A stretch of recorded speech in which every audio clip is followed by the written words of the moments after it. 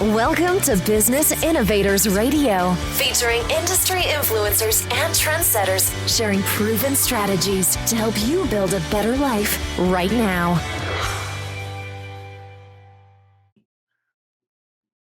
Hi, this is Tammy Patzer, and I am happy to introduce you to our guest today, Jena Ball. She is the creator of Critterkin, and I'm going to let her tell you what that means.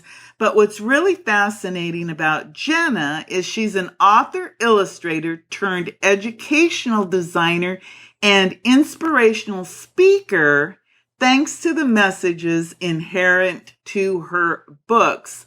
Listen to this. What started out as books designed to help children learn and practice empathy, kindness, and respect for differences turned into an international event when it became clear that Jenna had tapped into a major problem most educators were facing: how to combat the myth of perfection. Jenna, tell me more. I am actually getting chills because you have tapped into a problem that not only is inherent to children, adults deal with the myth of perfection on a daily basis. So tell me more. Well, as I said, I'm very interested in helping children learn social emotional skills because, of course, we're discovering that those are just as important as the academic skills. If kids don't feel safe, if they feel fearful or bullied or sad, they don't do as well. So that's where I got started, and I'm an author. But then I started doing these readings in schools and started hearing first and second, third graders tell me that their work was bad and awful and ugly because it wasn't perfect. And I was astonished. I couldn't get it through my head, what's going on here? And then I realized, I had the same darn thing. I call myself a recovering perfectionist. And I would talk to other teachers and adults, and they would all say the same thing. Oh, yeah, of course. Everybody thinks they should be perfect. But, of course, the reality is nobody's perfect. And if we try to be, we become fearful, and we miss the parts of ourselves that learn best by making mistakes. Because life really is an iterative process of trial and error. So why are we trying to be perfect anyway? So I wrote the book, The Not Perfect Hat Club, about a very not perfect dog and his two friends who are recovering from perfection. And I had the best time. And then it took off when I offered an international program with the book for kids and teachers to participate in live videos and creative programs related to perfection. So what is the title of your book again? The Not Perfect Hat Club. The Not Perfect Hat Club. Yes. And so the tagline for that is giving every child and teacher, i.e. adult, a place to hang a hat. Oh, okay. Because the myth of perfection is that we all have to be a certain way. And we all know this, right? You should be tall, thin, whatever. You should be good at this. But everybody's a little bit different, and that's the beauty of human beings. But that's not what we believe. So how old are the children who typically start out with this program? Well, I've been very surprised by this. So the books are geared towards, I would say 8 to 12-year-olds. But I've read and worked with as young as kindergartners and all the way up through 8th grade. When it gets up to 8th grade, then those kids are really capable of integrating the thought process and doing active things to help the younger kids as well. So I try to set up a mentoring system too. Oh, okay. So you have a mentoring system where the older kids, 8th grade is 13, 14? Yeah, 12, 13, 6 is 11, 12. Yeah. Yeah. So that's the perfect age for mentoring younger children. I remember one of the things I did was I'd go in and we would write storybooks, and then we would illustrate them, and then we would get to go in and read them to kindergartners and first graders. And that was actually so empowering. Very powerful. So yeah. I want to fast forward a little bit because it's interesting, because this idea of being perfect, it's surprising, but it starts out very, very early Oh, yeah. way before we ever get into school. But then as adults, I mean, I'm still struggling with the concept of trying to be perfect. And I know many people who they can never get started because they think they have to keep learning, and so they'll that's a really big one. Yes. never ever do anything because, well, if it's not perfect, then I'm not going to do it because of whatever reasons. So do you have some steps or formulas? And again, knowing that even though you may have started out thinking that this was for children, this applies, I would think, to all people in all age groups, men, women, children around the world. Yes. Like you said, Yes. internationally, we have this issue. So maybe you can outline some steps on how to recognize when we're operating from this place of thinking we have to be perfect, and maybe some ideas about how to step away from that and accept the beauty of who you are and go from there with all the positive things that you do already have just because you exist. Okay, so let me first begin by saying that in today's marketplace, the reason I got onto the adult piece of this was I realized by talking to people who own companies that creativity, collaboration, flexibility, etc., are really necessary to function well in today's marketplace. 65% of the jobs our kids will have not even been invented yet. Right. So guess what? They're going to have to be flexible. And they have to know how to play well with others. Oh, my goodness. And the fear of difference, which, we see every day is rampant in our society, just can't exist. We're a global community now, and we have to work together. So what I came up with for adults, ironically, is very similar to what I do with kids, although I wouldn't phrase it like that with them. I call it the 12 steps to recovering from perfection. Oh, and okay. 12 steps is very consciously modeled after the AA program, because the first thing you do in AA is admit that you have a problem. Because part of being perfect is I don't have any problems, right? Right. And you think that being a perfectionist is a positive trait. Yes. Oh, yes. And so the first thing is, you admit you have a problem. And, we all, as soon as everybody admits that they have a problem with being perfect, then the walls start to come down. So that's the first thing. It's like, phew, everybody else has the same issue.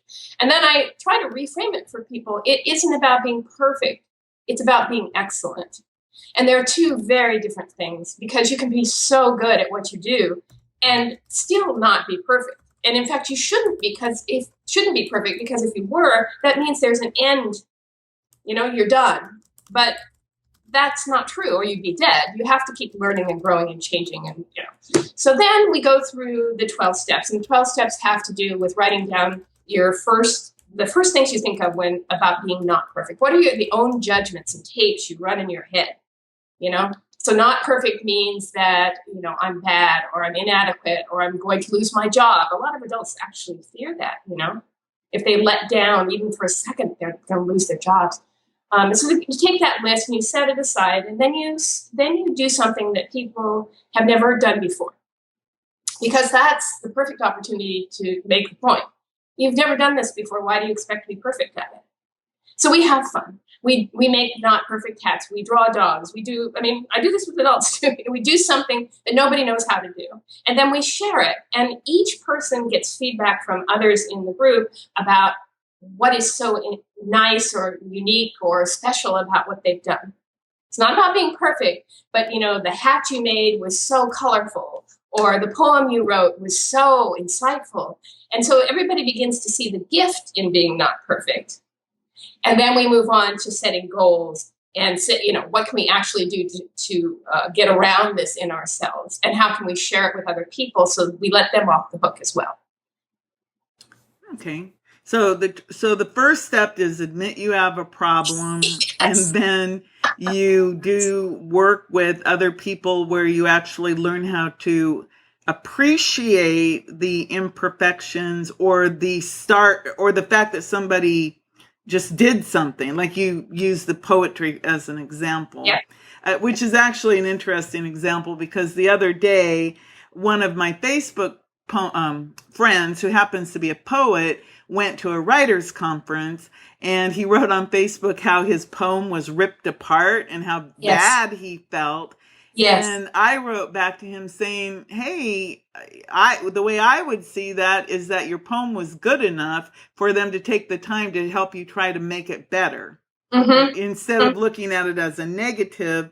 And I think often people do look at, because they think they should be perfect, if they get any type of feedback, even if it's it's not meant to be critical feedback, it's meant to be helpful feedback, they take offense and then they shut down instead of accepting the fact that people cared enough to say, you could make this better. And that's an interesting point. Well, you've touched on something that people really have a hard time accepting. But if I can just get it through their heads, the kids seem to be better with it because it's who they are. But life is a process. It is not about, the end result. We learn more through making mistakes and that process, just like with the poem, of learning to make something better than we will ever learn from the actual end product. So Thomas Edison said, I haven't made mistakes. I just found 10,000 different ways of doing something that didn't work. He just, this is how I learn. I try this, it didn't work. I'll try this, it didn't work. I'll try this until he finds something that worked. And, he found a lot of things that worked. And he would have said to you that most of the things that he, quote unquote, made mistakes on, he then patented because he eventually found something that worked, right? So I love that because I have to say that in my own creative process, I wish you could see the notebooks that are scattered around my desk because I write 10 stories before I find one that I really like. But it's by going down that rabbit hole, that path that's not been taken yet, as Robert Frost says, that lets you find something inside yourself, something special that you want to tap or think about or work on. And that's where you find your gift, because every single person has a piece of our collective puzzle, and you're needed. If you're not around, a piece of our puzzle is missing. Somewhere, someone is waiting for your piece. So it behooves you to keep looking, So each person is unique.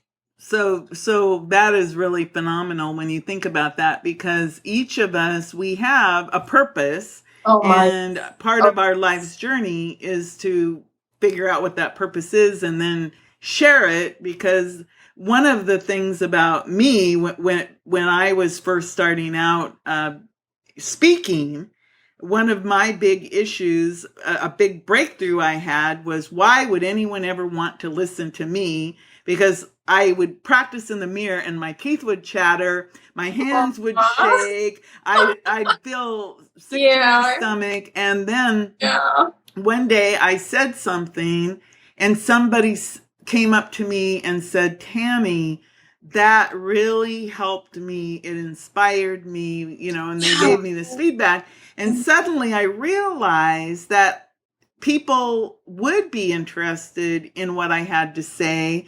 And then, I went to Toastmasters. I did that too. To get practice, to learn how to not be terrified and how to use that energy into the positive and to be a better animated speaker. So tell me a little bit more about the books and programs that you have produced and written. Well, initially I started off just as a reader, like most authors do. They arrive and they sit down and they read, and then people clap and go away. But fortunately, the kids had a lot of questions. And it was out of their questions that I began to build creative programs designed to help them participate in the story, make it their own, and practice the social emotional skills inherent in the books. So let me give you an example. Probably the international event is the best one because there were 160 classes from 16 countries participating. And the goal was to read the book with one another via live video, and then break the chapters down and talk about the different topics within it. For example, we talked about gossip. Now, who knew that gossip was so fascinating to kids? But oh my gosh, they were just intrigued, and they set up, like little groups where they could gossip about one another, and how did that feel, and why did they do that, and what's the difference between gossiping and just talking about someone, and how can you be supportive and not hurt someone? It was really intriguing. And that was just one little thing. And then each week we did something related to being not perfect that was working towards the end. And the end was a compilation of everything they've done, which was stories, videos, poems. One class did a rap song. One class did a game. They knocked my socks off. And at the end, we had a celebration, and everybody shared what they'd done. And then, of course, I put it up, on a Pinterest board and on my blog and everything, so everybody could see. So the idea is to give children the opportunity to practice what's in the book. So how do you practice being not perfect? How do you empower children to have a voice and share what they think about being not perfect? And it turned out that the teachers wanted to do it as much as the kids. So that was a real eye-opener. But to answer your question, for example, we made not perfect hats and literal hats, and one class sold them. They sold over $800 worth of hats. Oh, wow. I mean, and when I tell you they sold them for $2 a piece, that tells you how many hats they sold, But it taught them all about entrepreneurial skills. It taught them about math. It taught them about measuring. It taught them about costs and product development and how do you market to other people. They went and got community support from businesses. They wrote to the editor of the newspaper. I mean, it was fabulous. Another group went down to the local animal shelter because, of course, the book is about dogs, and volunteered there. One group read to the dogs, actually read the book to the dogs sitting by their cages. Another group wrote stories about the dogs that needed to be adopted so they could be put on their cages to help them get adopted. So you see, the idea is to take the story and make it real for kids. Make it real world. So the lessons get practiced in real world, which is where I think real learning happens anyway. Does that answer your question? Yeah, and I'm actually, as you're saying that, I'm saying, well, this is the type of education I want. This is my gosh, yes. That, and yes. For example, yes. In Florida, where I live, it's all about the test. And of course, it makes going to school a miserable experience.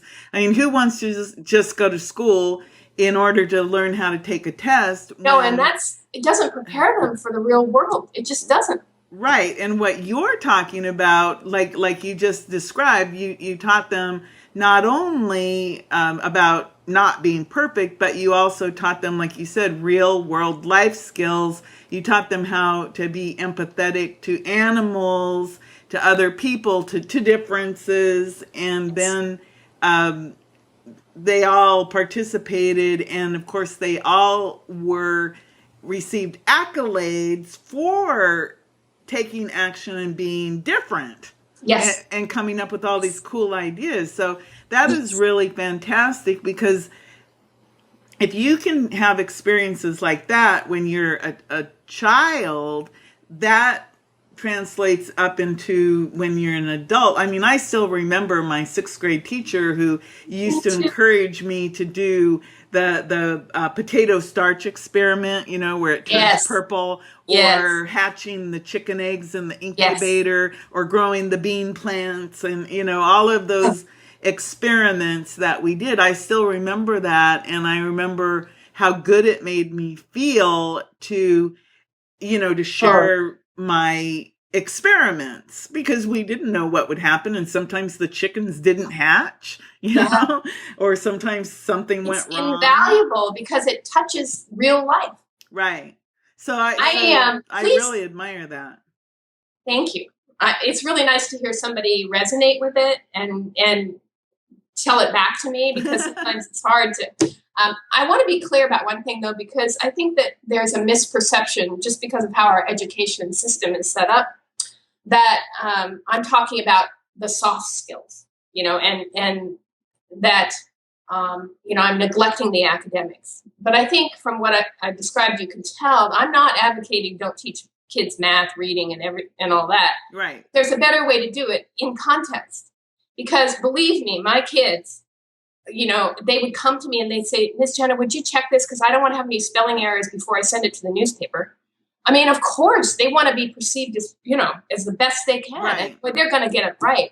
And they learned very quickly that they overestimated or undercalculated the amount of money they needed to buy the fabric for the hats, because they needed fabric and sewing supplies, and they had to make a list and figure it out. They quickly learned that they couldn't make money. And so, I mean, that's a great motivator. I mean, let's teach those skills in context so they understand why they're so important. My kids can balance a checkbook now. Right. These are third and fourth graders. They know how much it costs to make a hat. And I just love that. I get goosebumps, I'm just so proud of them. Well, and again, it translates into adults, because Yes. if you don't get these types of skills when you're a child, then at some point, your only thing in life, you think that you're going to have to work for somebody else. Yes. And you don't understand that, no, our world is global, just like you said, and there are so many opportunities to create your own income stream. You don't have to work for anyone else. You could be self-employed. You can be an entrepreneur. You don't have to be perfect in order to be successful either. That's a big point. This whole concept of what success is and Yes. what it means. Oh, good for you. To be an entrepreneur or to be a leader, a thought leader, innovator. Perfection is really stagnation. I saw that the other day, and it made so much sense to me that we stop our growth and our creativity because, of this false belief of perfection. Because, if you look at the world, do you think that the trees don't grow because every leaf isn't the same size? Yeah. Or that the water doesn't keep raining even though the drops are all different, or every snowflake is different? Nature is a perfect example of imperfection that is perfect. So I think that's really massive. So tell me, where can people find out more about you and your services? Well, the best thing to do is go to JenaBall.com. I can give you all the other websites for the children's books and everything, but I've brought everything together under JenaBall.com. It's JenaBall.com. So you can see my speaking services. You can see my children's books. You can see, all the other things that I do there. Okay, perfect. JenaBall.com. So everyone, definitely go check out what Jenna has to offer, because obviously, she's starting where we need to start, with educating children about the fact that it's okay not to be perfect. I think that's wonderful. And that international project just sounds really fascinating. Because can you just imagine all these kids from around the world coming together and learning that they're okay just the way they are? So go ahead.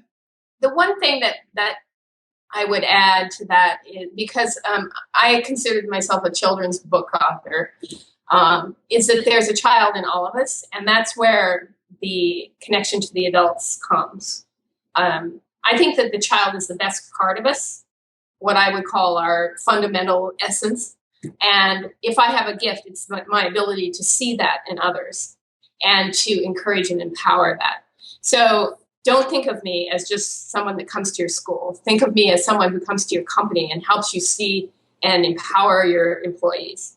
Because, there are more adults than there are kids, and we need as much help as the kids do. Right. So I think that is important. And again, the reason why I wanted to interview you is because you're taking a concept that it applies to all people, and it applies more so, maybe even more so today than ever, that adults need this type of additional training, and to be reminded that it's okay to take that leap. You don't have to be perfect. Just take massive imperfect action, and everything's going to be okay. And it's a process. It is a process. Yes, life is a fall in big love with the process of becoming you. That's what I tell people, because you're always becoming. You got to love the process, and you got to love yourself, because it's unique. It's your gift. Well, on that note, Jenna, thank you. Thank you. It was so great to meet you. This is Tammy Patzer. Go make it a beautiful day. Thanks for listening to Business Innovators Radio. To hear all episodes featuring leading industry influencers and trendsetters, visit us online at businessinnovatorsradio.com today.